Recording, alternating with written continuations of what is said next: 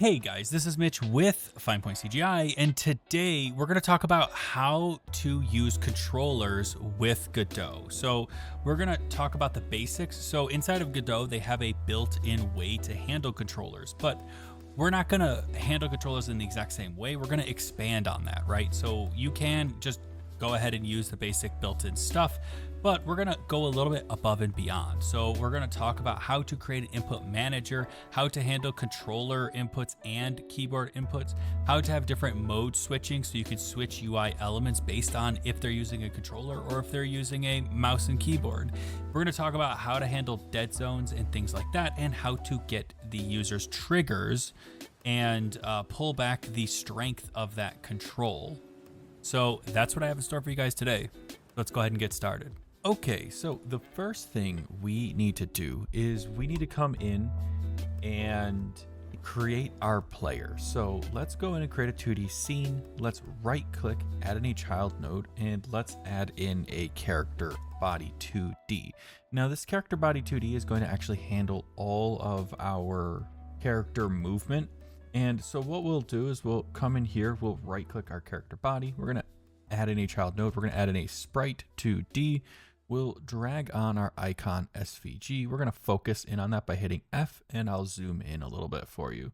When you do a character body, you need to have collision. So we'll add in a child node and we'll add in a collision shape 2D, and we'll make that a rectangle shape. Now you can see that it's quite smaller than my actual character body. That's totally fine. I'll just make my sprite a little bit smaller. I'm going to drag this down, and I'll pull this guy in. So we'll zoom in just a tiny bit and make it just the right size. There we go. And now that it's the correct size, I'm going to click on my character body. I'm going to name this player. I'm going to right click, attach a script, and I'm going to call that player.gd. You could name it something else if you'd like, but in my case, I will do a character body 2D and name it player.gd. Now you can see Godot comes in and actually handles a lot of your input for you. You can see we have left, right, and we have all of that. Now I'm going to rematrix these guys so that they're separate. Godot by default uses UI left, UI right. I would rather use move left and move right. It just makes more sense than UI left and right. So we'll come into our project settings, and then we're going to go into our input map and then create some maps here. And what I'll do is I'll add in a new action, and I'm going to add in move up like that. And then I'll do move down, move left, move right. I'm also going to take the opportunity to add in action fire and action jump as well, just so that way we have them all. Now this is where we can start using Godot's internal mapping system. So I'm going to hit the plus key, and you'll see that they have a bunch of options here. So first things first, since we are doing a physical input, we'll do W. That's E, not W. W, like that. For forward. For move down, we'll do S. For left, we'll use A. For right, we'll use D. For action fire, I'm going to use the mouse click button, so left mouse button. And then for action jump, I will use the space bar. Now, in order to handle controller input, we're going to need to come in here and add in the joypad buttons. So we'll hit add event. We'll go to joypad axes like this, and then you can see we have all these axes here. So I'm going to go in and I'll do joypad axes 0, left stick, joypad axis 1, left stick up like that. For down, I will do joypad axis 1 down right there. For left, I will do joypad axis left, and then joypad axis right like that. For action fire, we're going to do joypad button.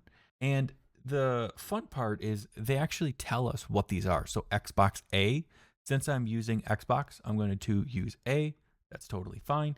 And then we'll jump with B. So I'm going to click on this guy, go to joypad buttons, and we'll say it's going to be right action Xbox B. And there we go. And that should allow us to actually handle our input.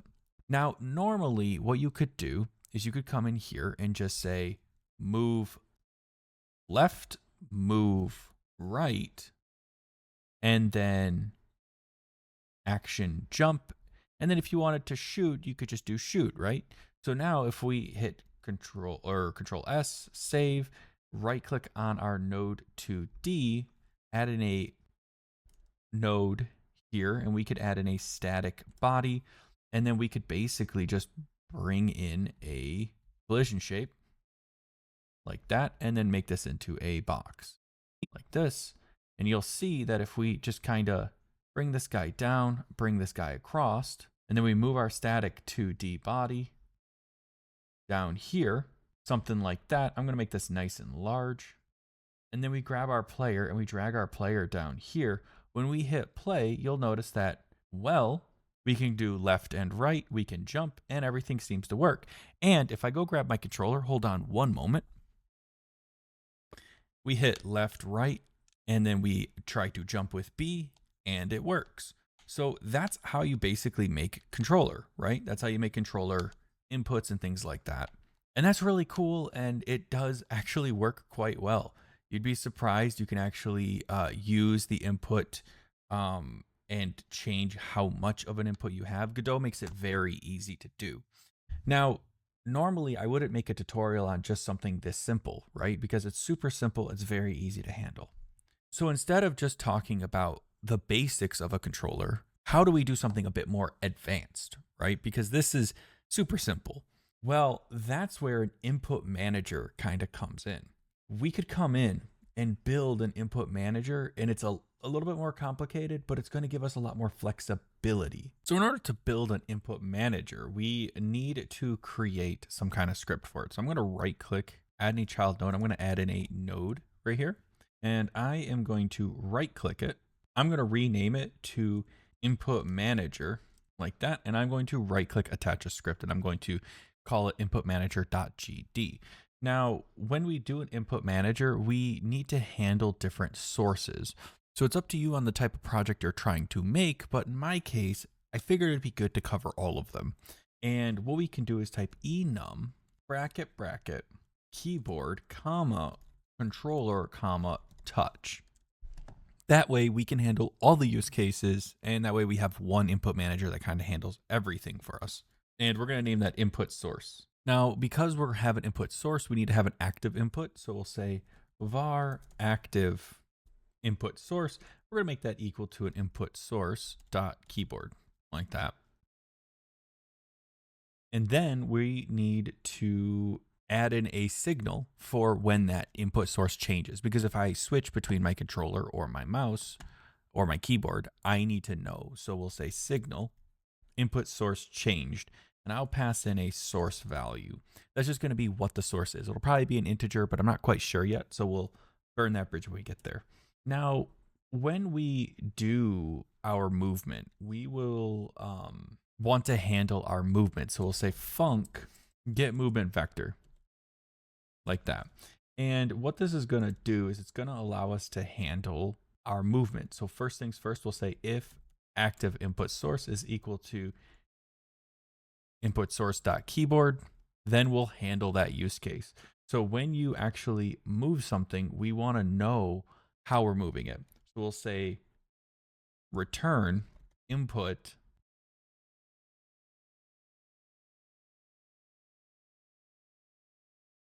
.get vector, and then we can pass in values here. So in our case, we're really only doing move left, comma, move right, comma, move up,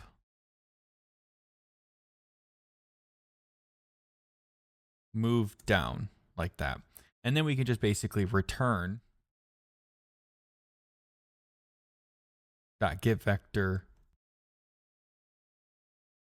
vector2.0 like that. Now, you might be wondering what this is doing. So basically how I'm handling this is if we're on our keyboard, then we're just going to return back a vector2 that just says whether we're moving left, right, up, or down. Very simple. If we don't return anything, if we don't have any input source, then we don't need to worry about that. So we're just going to return back 0. So this is going to break our controller use, right? So we can't use our controller anymore.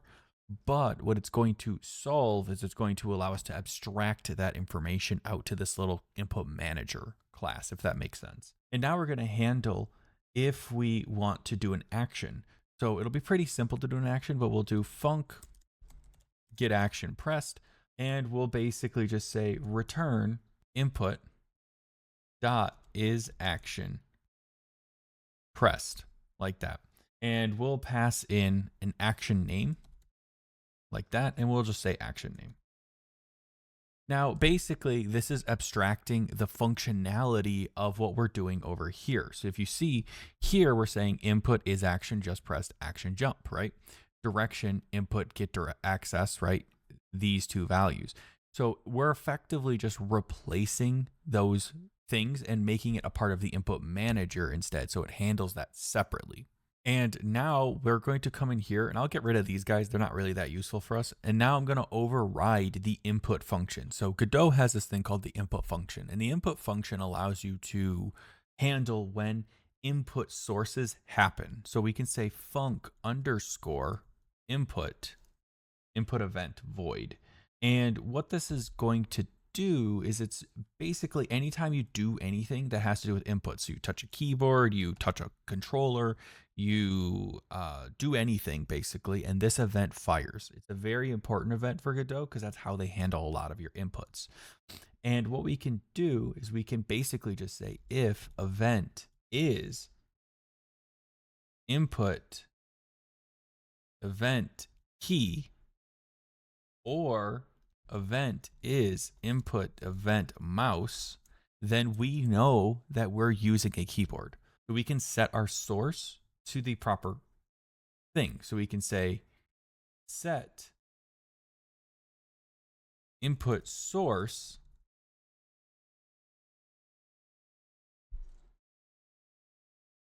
and we'll pass in input source dot keyboard. Now you notice that that function doesn't exist, so we need to make that. So we'll say func, and we'll just copy this guy, paste it, and then we'll pass in our source, like so. And now all we have to do is just say if active input source does not equal input source, then let's go ahead and set our source. So active input source is equal to input source, print that our input source has changed. So input source has changed to source, and then we'll emit our input source has changed. So you can see right here we have this. So input source changed dot emit, and then we'll pass in our source like that. And that's going to fire that off so that when people listen to this event change, they will know that that event changed. We can change our UI elements and things like that. Now, one thing we should probably do is change this from get action press to capital G, and same thing with the get movement vector. Since they're going to be public functions, how I usually handle it is I like to use capital letters to denote that it's public and lowercase letters to denote that it's private. It just makes things a little bit easier for my brain, mostly because I work from C#. So that's how it usually works inside of C#. So I approach it in a similar manner. Now, once we have this, we can change our player script to actually handle that. So we'll need to pull our input manager here. And what we can do, what I'm thinking is we can grab this guy, make a game manager. So we'll attach a game manager script here, class underscore name, game manager, like that. And then we can come in here and just say var input manager, and then we could just do input manager is equal to get node input manager. And then that way we're not violating a top-down approach like a tree approach. We're more or less going to ask our game manager where our input manager is, and we'll use that. Then we can come in here and say var input manager. And if we go into our input manager and we call this a class underscore name input manager, that will allow us to type this as an object. So we can go colon input manager. And I'm going to make this a lowercase I so I know that it's my own thing. And I'll come in here and I'm going to go var or func underscore ready. And I'll pass in input manager is equal to get parent dot input manager. and that'll return our input manager. Now, could not find type. If I kill this, that's why. And we'll need to make sure this runs after this guy goes. So instead of doing ready, let's do underscore init. And that should hopefully give us what we need. So that way it runs before our player does. So that way we don't have any weirdness here. So now we can come into our physics process and we can actually update our player to use all of these values. So you'll see if input.isAction pressed and is not on floor, we can come in here and just go if, instead of this, input manager dot get action pressed, action jump. And then we can come down here and say, and since we're only getting the axes, let's just actually grab this, go into our input manager, change this to get axes, and then we can just return 0. And that would basically give us the same exact result, but we've abstracted at this point. So then we can go into our player and then go get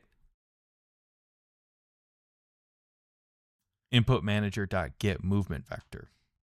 Then in theory, that should work. It's saying that it can't infer because this doesn't return anything that we know of. So we can just get rid of that inference and it should still work. So now if we hit play, in theory, well, we're going to have a break. So you'll see here, invalid operand int and directory does not equal to. So you can see here, this is an integer. This is an input source. So since this is an enumeration, we need to come in here and change this to source because I made a mistake on my end. There we go. We'll do that. Change those to refresh. And you'll see we got another break. Attempted to call function on null instance. So our input manager is null. So that's not a good sign. So I wonder if we do need to do it via ready instead. Let's try underscore ready. It could be that it couldn't find it because the scene wasn't initialized fully. So let's see if that works. It still doesn't like it. It says that it is nil. So input manager, once again, is currently null. All right, so it looks like I've learned something today. So it turns out that you can't do something like this and have it work properly. So what I'll do is I'm going to grab this, go game manager, and I'm going to make that of type game manager like that. And then I will just tell it to get its parent, and that's going to pull back the game manager. And then I'm going to do game manager dot input manager like so. And the reason why, and I'll explain it to you in a second, is because if you look at how Godot initializes their nodes, they do those sub-ready functions first. So everything that's below this tree, this ready function is going to run first. So if I were to set a variable in here and my game manager was expecting my player to have that variable, it would have it. But until all of the sub nodes, so all of these guys are done initializing, my game manager's ready node doesn't run.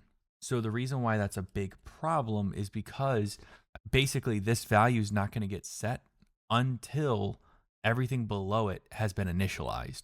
And that's a big problem when we're doing here because this guy runs first, or before at least, this game manager. So it gets a null reference because of that. So I've definitely learned something new today. So let's hit play and you'll see now I have a player and I can move around, I can jump and all of that. And you'll notice that if I do left and right on my controller, now that my controller is connected, well, everything seems to work. But the reason why everything works right now is because we're not denoting whether or not it's a keyboard event or not. So we'll need to figure that part out. So I know your immediate thought is, well, okay, but this really didn't do anything, right? I can still use my controller left or right. I can still jump with it just fine. But once we add in the controller section of this, it'll make more sense. So let's head over here and let's come into our input manager here. Only has keyboard support. You can see right here, it only does this right here, right? So we'll need to add in the capability to understand if a controller is done. So we'll say if active input source if event is joypad button or event is input joypad motion, then we can set our input source. Input source.controller. And now you'll see that if I move my mouse and then I hit controller, input source has changed to 1. See? So you can see it's changing between my two guys here. Now you'll notice that suddenly our controller support has completely gone away. And the reason why is because we've now created this little boolean here, this little value here. So it no longer will register this controller at all. And the reason why is because if the active input source is keyboard, then it does this little return here, right? And that effectively just breaks our game. Now, the reason why we want this is because it's going to give us the ability to really extend our support here. So what I'm going to do is I'm going to come in here and I'm going to build in a controller manager. And you might be wondering, well, why in the world would you ever build a controller manager? And the reason why is because then you can handle dead zones, you can handle special events, you can handle motion controls if you want to, you can handle rumble, things like that, all within a nice contained area. So we're going to right click our input manager, add in a child node. We'll add in a node. We're going to come in here and do a controller manager like that. I'm going to right click, attach a script, and I'm going to call it controller manager.gd. It's totally fine. And I'm going to come in here and create some signals. So first things first, we need to tell everybody, right, that we actually have a controller connected. What's the ID? What's its parameters? Things like that. So we'll say signal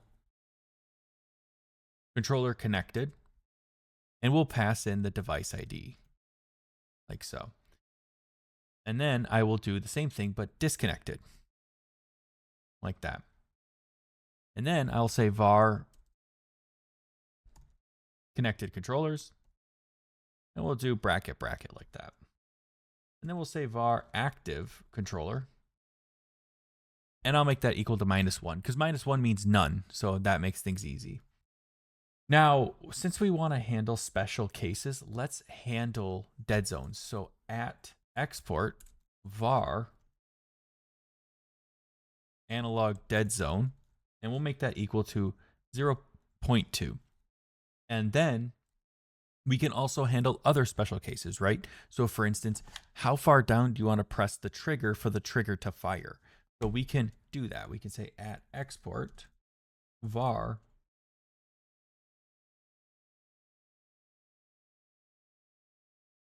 trigger threshold.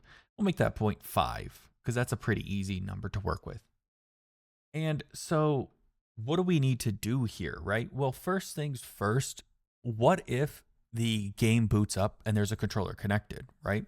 We need to pull that information. So for device ID in input dot get connected joypads. And that basically pulls back all the joypads that we have connected to our device. And then we can just register that controller. Now, we don't have a function to register the controller. So let's build a function for that. So we'll say register controller, and we'll pass in a device ID like that. Now, I know it's going to be mad at us, but don't worry. We'll get back to that in a minute. We'll go like this, and then we'll say input dot joy connection changed dot connect, and we'll pass in some kind of function. So on joy connection changed. And basically what this is going to do here is it's going to basically broadcast an event if the joy connection changed. So if you unplug your joystick or something like that, it's going to fire this event off. So we'll create a function for that. So we'll say func register controller right here. We'll grab this guy. We'll handle each case right here first. So we'll pass in an ID, and I'll just pass that. And then we'll grab this guy here, func paste parentheses colon, and you'll notice that it's a little upset because we need to pass something in here, right? Because the joy connection changed, we'll pass in a device ID. So ID, comma, and whether or not got connected. So connected. And if a connection changes, we'll say if connected, then we know that we need to register that controller. So we'll just grab register controller, paste, pass in the ID. If disconnected, we need to deregister that controller. So we'll just grab registered controller, we'll pass an ID, we'll change this to deregister controller like that. And I'll just copy this and create a function.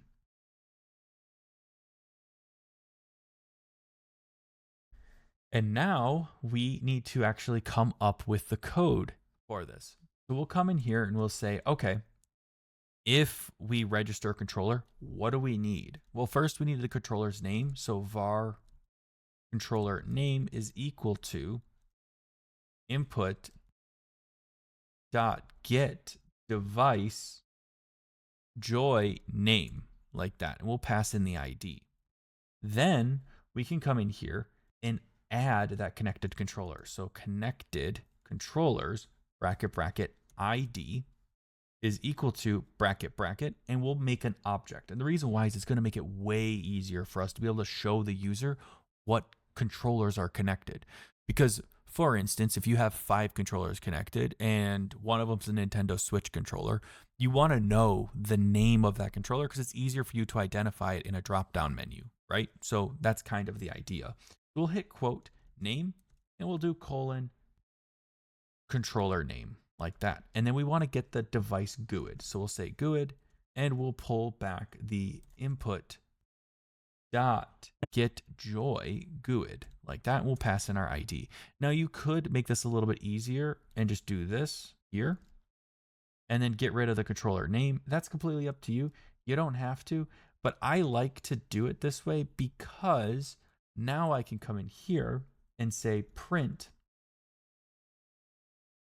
controller connected %S ID colon %S unquote, and then do % bracket bracket controller name comma, and then we need to get our device ID. So we can grab ID like that.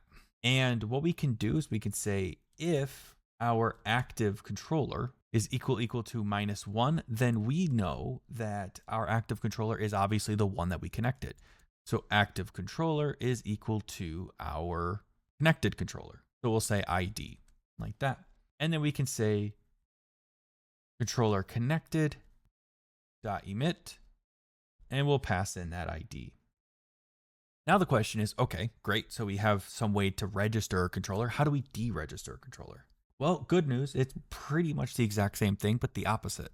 So all we have to do is come in here and say if connected controller dot has our device ID, then we know that we have that ID. So we'll say var controller name is equal to connected controllers bracket bracket ID dot name, and then we'll just copy this guy right here because it'll be a lot easier. Controller disconnected ID controller name. You'll see that I'm getting a controller name right here and then our ID. Now it says controller name is not, it always feels like I'm spelling controller wrong. So knowing my luck, I am. So forgive me if it's spelled wrong. Oh, that's because it's outside of this scope. So there we go. And I do feel like I'm spelling controller wrong. Let me quickly double check my spelling here. I mean, it looks like it's spelled correctly. It just feels so wrong to me that I don't know, it just feels wrong. Anyway, so when you deregister a controller, we'll print out that it was deregistered, and then we'll say connected controllers dot erase, and we'll pass in that ID. And what we'll need to do now is if we've erased that ID, what happens if that's our active controller? So if active controller is equal to our device ID, right? Then we can just set our active controller equal to -1, right? Because that's setting it to nothing. But now we got to reset our active controller, because what if I have an Xbox controller and I have a PlayStation controller and I disconnect my Xbox controller, I don't want to force them to have to reselect it, right? I'll just automatically fail over to the next one, right? So how do we handle that? Well, we'll set our active controller to -1 because we disconnected our active controller, and then we'll reset our active controller. So if not connected controllers dot is empty, then we'll just fail over. So active controller is equal to connected controllers dot keys bracket bracket 0, and that'll just pull back the first available one that we have. So that way we at least fail over to something. And now that that's done, we'll say controller disconnected dot emit ID, like that. And that basically just emits it, says, hey, this stuff's done, right? We're over, we've disconnected a controller. So now if I disconnect my Xbox controller here, let's do that really quick. So let me unplug my Xbox. These wireless controllers are always nice until you want to disconnect them. So now if I have mouse and keyboard, I connect my controller connected, Xbox wireless controller, input source is changed to 1. You'll notice that I'm not able to move my character at all. That's because we haven't set that up, but that's okay. So if we go like this, we pull our battery out to disconnect. Controller disconnected, Xbox wireless controller, ID 0. So that's how we can keep track of which controllers we have connected and which controllers we have disconnected.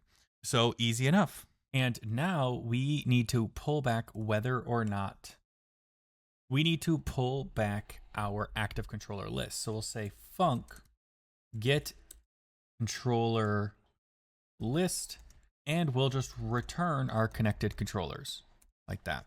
And then we can also grab this and basically do the same thing, but for our active controller. So we'll do this. Let me put these guys back for a second.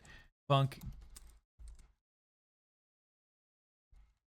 get active controller, and we'll return our active controller like that. And we could really just do get controller list, because technically, I mean, if it's in the list, it's an active controller. So I think that would work better.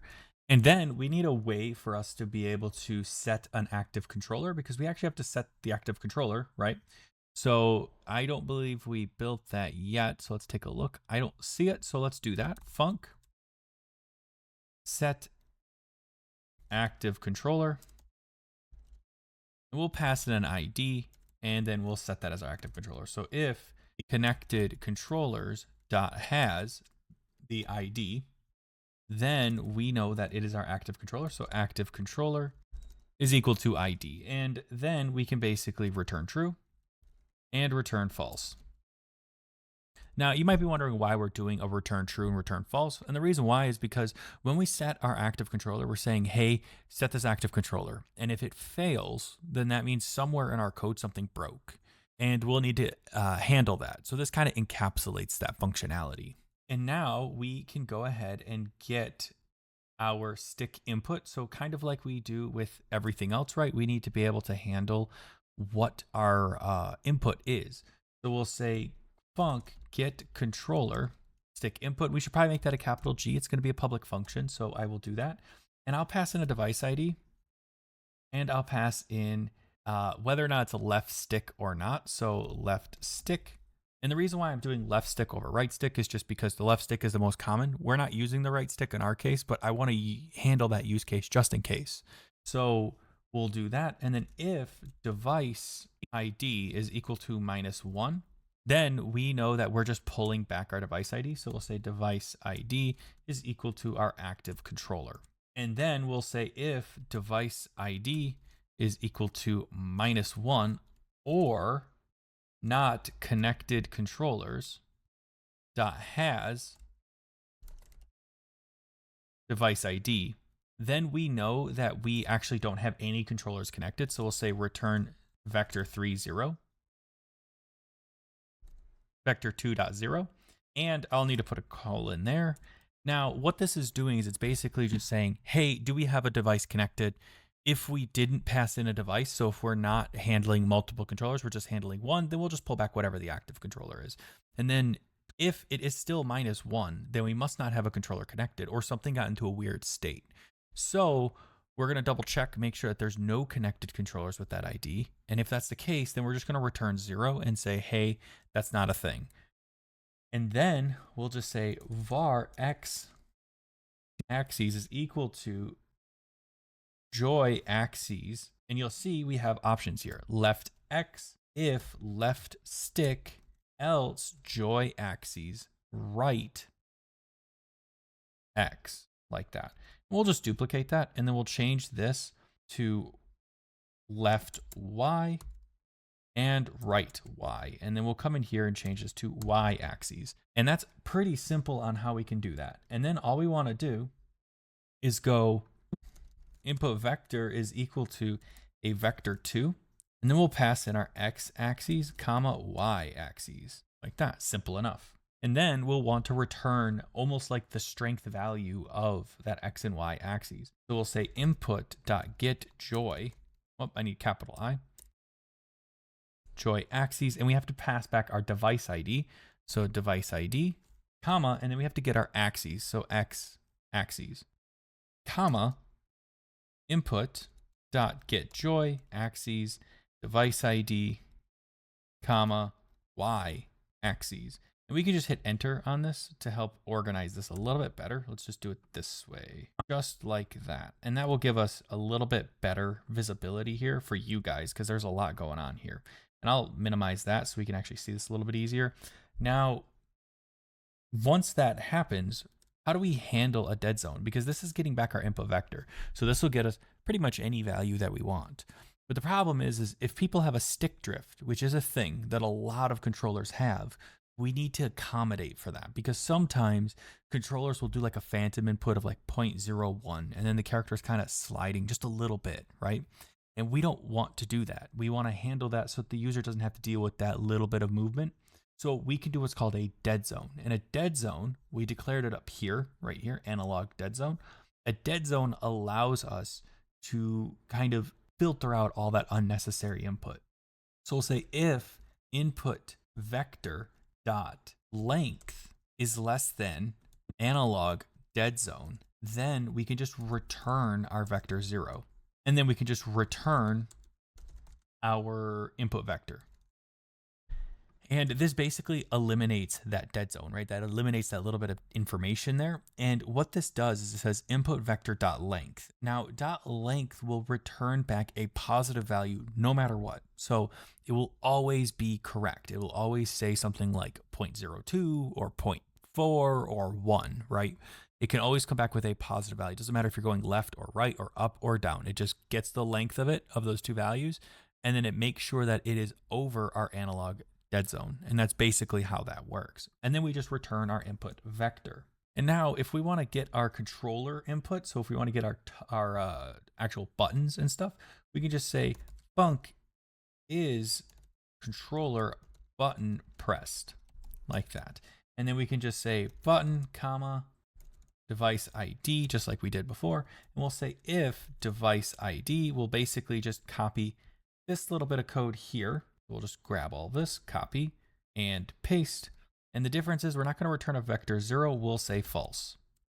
And then we'll come in here and just say return input dot is joy button pressed, and we'll pass in our device ID, comma, and we'll pass in our button, like that. And that basically handles if the controller wants to be pressed, right? If you press a button on the controller, does it fire off? Now you could also do a trigger input. Trigger inputs are slightly different, and I'll code that up for you guys, but I'm not going to be using it in this tutorial, but I'll show you guys how it works. So if we want to handle a controller trigger button, which is the left and right triggers, like when you shoot on those controllers, so it's the bottom ones, you can say is controller, and actually really we should do capital I because it's a public value. So is, and then is controller trigger pressed, and we can pass in the device ID, and we can pass in the trigger. So we'll say left trigger, and we'll make that equal to true by default. That way, just in case for some reason, if somebody passes in something or chooses not to pass in something, we're just going to assume that they're going to be using the right trigger. And that's just to make things a little bit easier on us. So once again, just like before, we'll just grab this guy, copy and paste. Now, and I did a capital I this time. I really should uniform this, but I'll just do lowercase I. I don't like that, but I already have it coded this way. I don't want to mess with it. Once we have this, we can come in here and just return 0.0 instead of false. And the reason why is because these are pressure sensitive controller buttons. So you can half press, quarter press, full press. So the thing that is nice about these triggers on, at least on this device, on this Xbox controller, is that you can half press or full press a button. So if you're handling that, right, you can actually change how filled up a bar is, or how much you shoot, or how hard you shoot, or how close you aim based off of how much you have this depressed. And that's something that's really powerful in video games. Now, first we have to determine which trigger we're pressing. So var axis is equal to joy axis trigger left. If left trigger, else do our joy axis trigger right, like that. And that's just a lambda to tell us what it is, right? Is it going to be left? Is it going to be right? And that's pretty much it. It's very simple. And then we'll say var value is equal to input dot get joy axis. And then we have to pass in our device ID, comma, and then what axis we're going to do, which in our case is our axis that we have right there. And then we have the value. So it's going to be a normalized value, right? From -1 to 1. And we're going to want, it's going to be a value from -1 to 1. So -1 is not pressed. And then as you press it, it goes to 0. And then you press it all the way down and it goes to 1. Now I'm going to normalize that. So value is equal to value plus 1 divided by 2. Now, technically, I believe you can do value dot normalize, but I'm going to do it the old fashioned way just because I'm going to teach you guys how to code without using those special functions and things like that, for this specific case at least. So then we're going to return our value if value is greater than, and now we can return our value. Now, the big thing here is, what if their axis controller is failing, right? So much like how we have a dead zone here, we should have a trigger threshold, which we already have. But you always want a slight trigger threshold just in case, because you don't want the game to think that the person's shooting, right? If it's not. So we'll come in here and we'll just say, if value is greater than trigger threshold, else 0.0. And that'll just get rid of any of that weird stuff that could possibly happen while you're using the trigger. And of course, these are exported values, so you can mess with it and change it however you want. And now we're going to go back to our input manager and we will actually code that up to handle our control. So let's go over to our input manager and let's hook up some signals. Because if you remember, we have a bunch of signals to work with. So we'll start with func underscore ready, bracket, bracket, colon, and we'll say controller. And first things first, we're going to need to get a hold of our controller manager. So let's do that. So we'll come in here, we'll hit @onReady var controller manager. We'll make that equal to $ controller manager, like that. And then we can hook up our signals. So controller manager dot controller connected dot connect, and we'll pass that into a on controller connected. And I'll make that function in a minute. And then I'll do the same thing, but controller disconnected. And then we'll say on controller disconnected, like that. And now I'll grab this guy, scroll down, func, paste, bracket, bracket, and we'll pass for now. And then I'll come up here and do the same thing. Copy that, go down here, func, disconnected, bracket, bracket, pass. Now, if I remember correctly, if we take a look at our controller manager, that event passes in an ID. So let's do that. ID and ID. And now we need to basically handle these on controller connected and on controller disconnected events. So when you do an on controller connected, you need to set your input source. So set input source, and we'll set that to input source dot controller. And then on controller disconnected, this is where you can set it to the keyboard. So set input source keyboard. Whoops. Input source dot keyboard, like that. And let's double check our ready, make sure we have everything that we need in here. Something that we probably should do is detect our initial input sources. So in order to do that, we need to come in here and say func detect initial input source, and then we'll just check if we have a controller. So if controller manager dot active controller does not equal -1, then we know that we're going to have a controller. So set input source, and we'll make that into a keyboard. So input source dot keyboard. Else we know that it's going to be a mouse or a controller. We can go set input source dot controller like that. And now if we come into our get movement vector here, we can add in our new source. So we'll say if active input source is equal to input source dot controller, then we can handle that. So we'll say return controller manager dot get controller stick input like that. And I'm not going to pass in any device ID, although if you wanted to, you could actually handle this and pass in a controller ID. If you're playing multiple controllers on one device, you could pull in your ID and then it would just allow you to handle which one you want. You could technically put in a ID here and an ID here, and then that would make this into a multi-function here, and you can actually tell each player which controller they're assigned to and then just pass in that ID. But for right now, let's not go ahead and do that. So when we do our get action pressed, this just works as it is, right? Because the way that this all operates is it should, in theory, just work. Now, when we do our input, you'll see if input event is a controller, we did that. And in theory, this should work. So let me hit play and let's see what happens. So first things first, we have a broken bit of code here. That's because CONNECT connect, not what I had there. So we'll do that. And there we go. So you'll see I'm going to be using my mouse right here. Left, right, jump. Perfect. Just exactly as we expected. And then if I grab my controller and I turn it on, and I connect my controller, well, first we have something broken right here. Get controller stick input in base controller manager expected 2 arguments. You can see it requires a device ID and a left stick. Now we are defaulting our left stick if I remember correctly. If we take a look, let's see. Down here, get controller stick input. We are not. We should probably default this to just have this to be true by default, and then by default our device ID could be equal to -1. That way, if we're not inputting anything, we can just say whatever the active controller is. And now if I do left and right, it completely breaks. So that's, once again, not a great sign.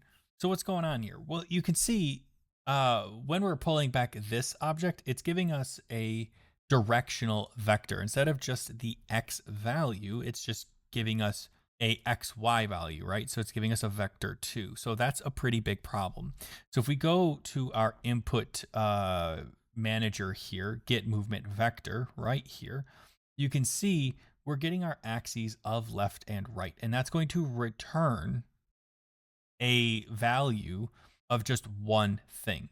This is going to return a value of 2 things. So when we get our movement vector, we can either come in here and just limit this to only showing this one vector, or I can come into my input manager and just say .x, and in theory that should just work. So we'll try that, and there you go. So now if I hit A, B, I can now jump just fine. So now we're kind of back to where we were, but the difference is you'll notice if you move your control stick slightly, your character doesn't move until you get past the dead zone.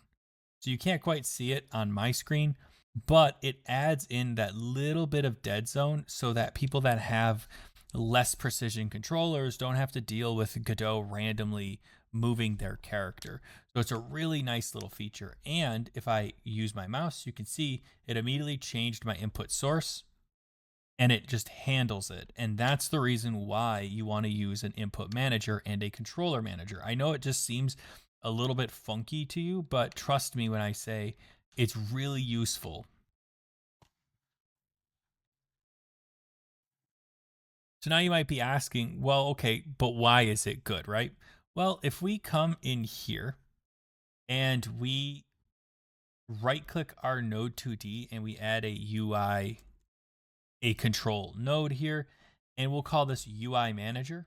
We're going to right click, make this guy full screen. So we'll just grab this guy.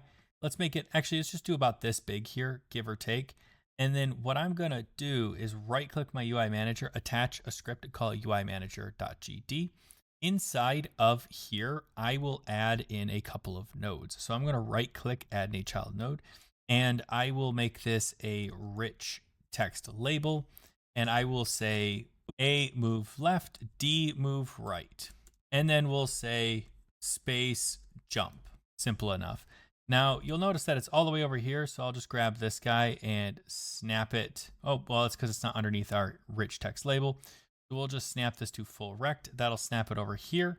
And then we can save that, go into our UI manager, and I'm going to basically capture the event when the controller changes. So I'll grab my input manager and you'll see that we have an input source changed. If we double click on this and we change this to UI manager, we click that guy on there, you'll see that we have a source, which is a variant. Now that variant is if we take a look at this, that source is a source value, right? So it's going to be this input source here. So what we can do is we could come in here and say, if source is equal to input manager dot input source dot keyboard, then $rich text label dot text is equal to quote, and we can grab this rich text label and just grab the value that's inside of it. And we'll just paste that. Now, obviously inside of Godot, I don't believe that this works. So we have to do /new line, if I remember correctly. So we'll do /new line and then /new line like that. And in theory, that should just work. So now we should be able to also say else if source is equal to input manager dot input source dot controller, then we can grab this guy, copy it, paste it, and instead of saying A, say left stick left, move left, left stick right, move right, and A to jump. Or I guess in our case, I think it's B. We'll say B. And now you can hit play and you'll see it says ASD, see, right like that. You grab a controller and now it says left stick B jump. So that's the reason why it's useful, is because it allows you to keep control of what is in your game. And that's very important for these types of games, because as your games become multi-platform, sometimes people want to use mouse, sometimes people want to use keyboard. And you can kind of do a little bit of both if you really wanted to. See, you could use your mouse and your keyboard at the same time. And technically, you could hit spacebar and use your controller as well. And it does work. Now you can see it's throwing these events quite a lot, but there's nothing saying that the user couldn't use both if they really wanted to. And that's the power of doing this type of system. It gives you a lot more flexibility than just using the Godot native system. And now I know what you might be asking, right? How can I handle Rumble, right?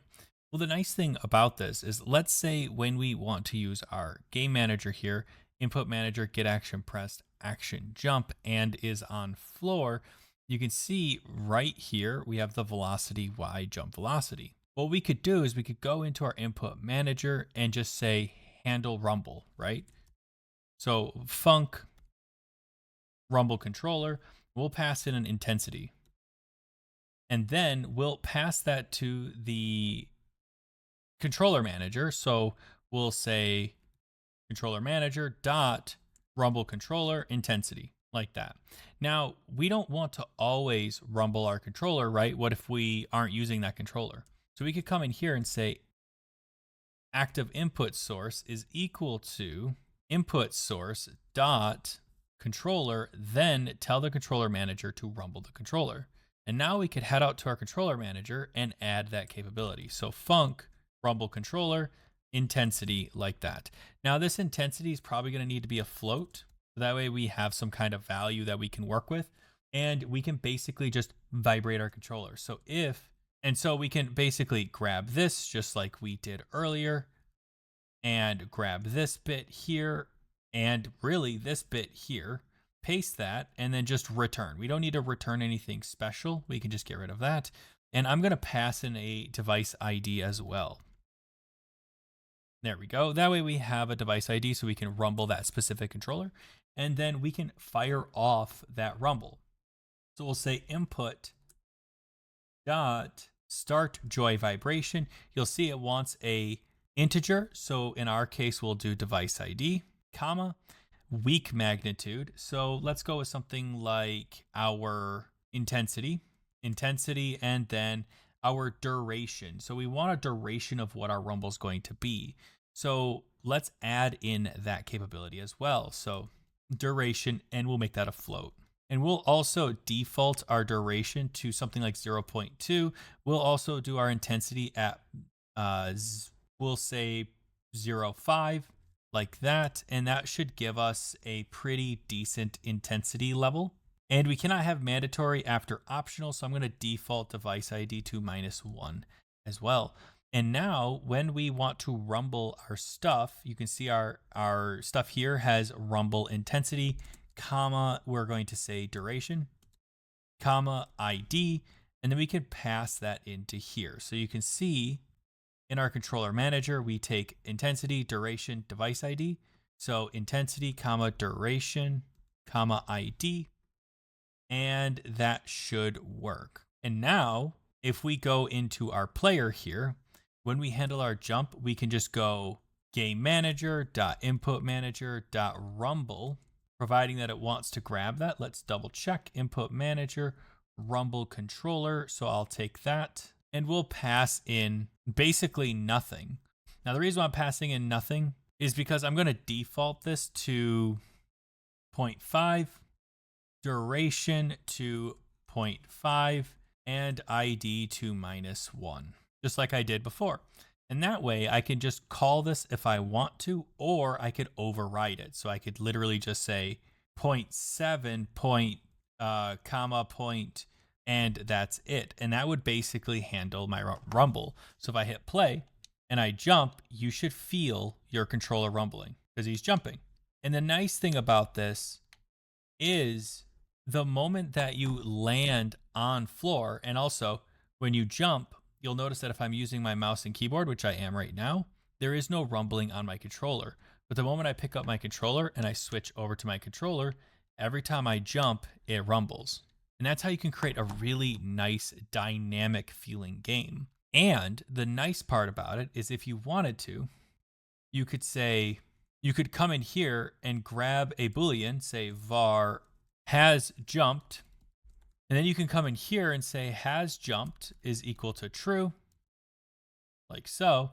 And then and then above this, you can say if is on floor and has jumped, then we know that you are now landing, right? So has jumped is equal to false. And then we can rumble your controller. So we'll just copy this little line here, and there we go. Now, when you jump, I'm going to give you a really small rumble, something really tiny like 0.2, 0.2. But then when you land, I'm going to give you a bigger rumble. So now when you jump, you get a small, like little rumble. And then when you land, you get a much heavier rumble, giving you that juicy feedback. And that's the power of a controller manager. Something like this, just with what Godot has built in, can be a little bit more cumbersome. You have to do a lot of that handling inside of your player controller. But inside of here, having it abstracted out to an input manager makes it simple, makes it easier to work with, and things like that. And next, let's talk about how we can use triggers. So triggers are pretty easy. They are super useful, but unless you want to just be like on off or something like that, you can use the input mapping we already have. But how can we handle kind of like a weirder input? So, what happens if we want to fill a bar up with our pressure of what we're pressing down? So, I'm going to create a UI element and I'm going to create a, if I remember correctly, they're called a range texture progress bar. And I'll drag this guy down here so you guys can just see what this does. So it fills left to right, and the min value and max value is 0 to 100. I'm going to go 0 to 1, and you'll see that if I increase this value, which something like 0.2, you'll see if I increase this value, it should increase. If I go to 50, it should fill this up about halfway. Now it's not going to work until we put a texture in here. So if we come in here and we add in a new gradient texture, let's say 1D, and an under texture of a new curve texture, we open this up, it should allow us to have a curve, and we should be able to just give it some light, some color here. Let me just grab this guy up, and you can see we get like a little bit of something here. I think that it's not expanding to the full size. And we'll check 9 patch right here, stretch, and that'll just stretch this guy to be full sized. And then we can actually adjust our value. So you can see how it handles it, right? So what we can do is we can attach this UI manager to that object. So I'll go in here and I'll say func_process delta float $ texture progress bar dot value is equal to, and then we can just do our input manager. So game manager dot get parent dot input manager dot, and then we'll need to come up with a way to pull back our action. So we'll say func get trigger strength, like that. And then we'll pass in right trigger, and we'll make that into a Boolean. So we'll make that equal to true by default. We're also going to want to pass in a device ID. So comma device ID, and we'll make that equal to -1 just in case we need it. Though by default, we should actually have that. Really, ideally, we're going to be passing in device ID, but technically I don't think we need this. So we'll do that, and then we'll say controller manager dot, and we'll need a way to handle our actual trigger. So if we take a look at our controller manager, we do have one, is controller trigger pressed. So we'll come back to our UI manager or our input manager and paste that in. And you'll see it takes a device ID, which in our case is going to be -1, and whether or not it's the left trigger. So I'm going to say, and actually, since this takes left trigger, I'm going to change this to left trigger because we want to make sure that we keep our stuff consistent. So you can see here, left trigger is equal to true. So I'm going to do the same thing here. So I will say left trigger is equal to true on here. So left trigger is equal to true, and I'll pass in left trigger as well. That way we just keep our stuff consistent. Now, if we want, we could pass in an ID here, but I think I'm going to avoid it. But ideally we should. So we'll say device ID, and we'll equal that to -1. And then I'll just pass in device ID like that. And now we can go into our UI manager and say UI manager.get trigger strength. And in theory, that should work. So we'll try hitting play. You'll notice that we get a error. We cannot assign value of type nil and base object of type progress texture bar. And the reason why we get this error is because our input manager is just expecting that our controller is going to be there, but it's not always there. So we need to check for that. So we can come into here, copy this, and then under get trigger strength, paste, tab, else, return 0, like that. And then we can hit play, and we still have the same error, I think, which I'm going to hit breakpoint, and I'm going to refresh, and I'm going to see what's going on. We'll come in here, going to return 0. Our active input source is currently 0. Oh, it's because I'm not returning. That makes sense. So we'll return here, and then we'll refresh right here. Get rid of this breakpoint, hit play, and then you'll notice that when I click the trigger, well, frankly, it does nothing. So what's going on with that? Well, if we take a look and we print that value here, the texture progress bar value, texture progress value, and then we just do that, you'll see that when I hit the trigger, it goes to 1, and that's it. Well, that's great, but it doesn't really do much, right?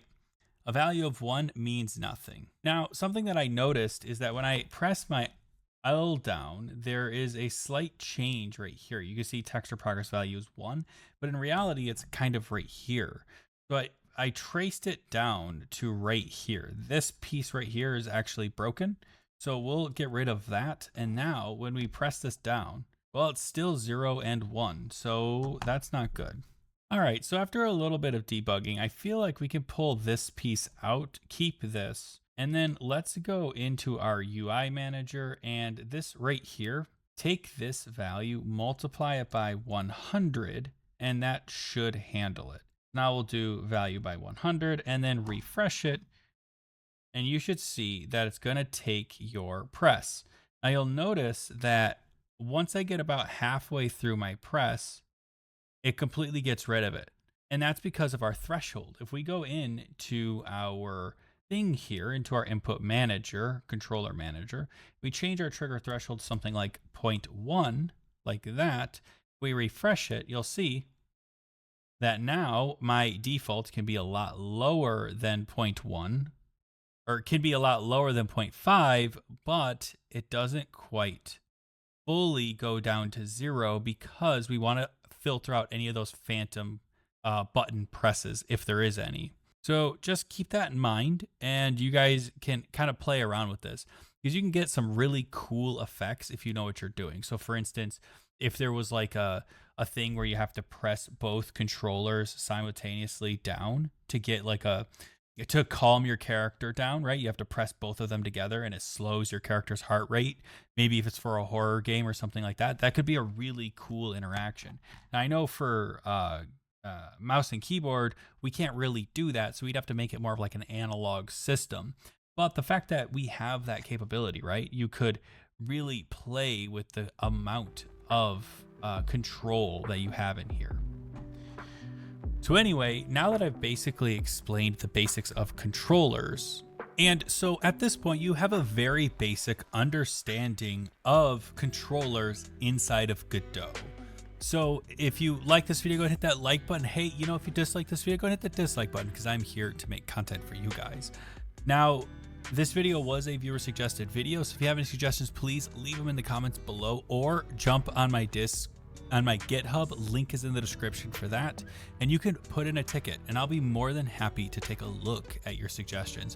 You know, next up on this little series here for these controllers is touch controls. How do we handle touch controls, and how do we handle when somebody wants to do touch controls, maybe a controller controls and maybe a mouse controls, right? You have to handle all three use cases, right?